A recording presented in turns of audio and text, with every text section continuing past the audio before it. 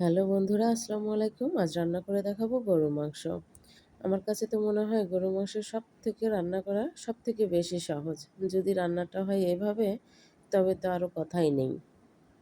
এজন্য আমি নিয়ে নিলাম 1/2 কেজি গরুর মাংস, 1 কাপ পেঁয়াজ। গরুর মাংসটা আমি ভালোভাবে ধুয়ে নিয়েছি। এখন দিয়ে দিব 1 চামচের একটু বেশি আদা রসুন পেস্ট। এবার দিয়ে দিব 1/2 চামচ হলুদের গুঁড়া,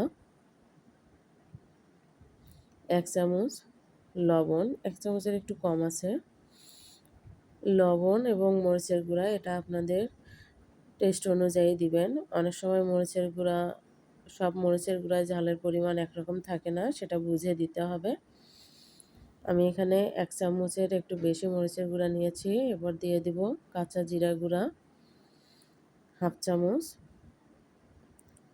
এখন দিয়ে দিব গরম মশলা গুঁড়া 1/2 চামচ।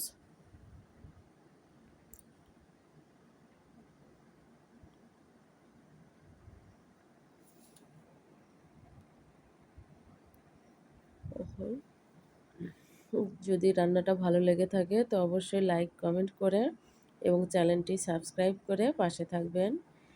এখন আমি দিয়ে দিলাম তেল, সয়াবিন তেল, রান্নার তেল দিয়ে এটাকে ভালোভাবে মেখে নিব।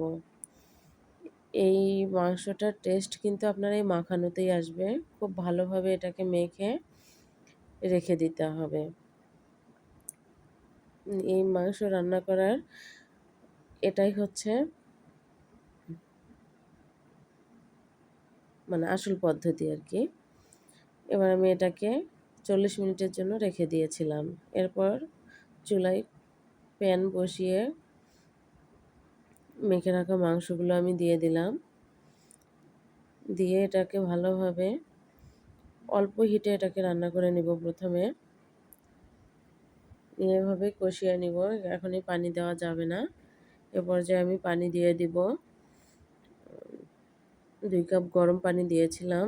এই ভিডিওটা আমার স্কিপ হয়ে গেছে, সরি। পানিটা দিয়ে আমি রান্নাটা করে নিয়েছি। আমার রান্নাটা প্রায় হয়ে গেছে। আবারও বলছি, যদি আপনাদের রান্নাটা ভালো লেগে থাকে তো অবশ্যই আমার চ্যানেলটিকে সাবস্ক্রাইব করে পাশে থাকবেন এবং আমার রেসিপি পাওয়ার জন্য বেল আইকনটি প্রেস করবেন। আল্লাহ হাফেজ।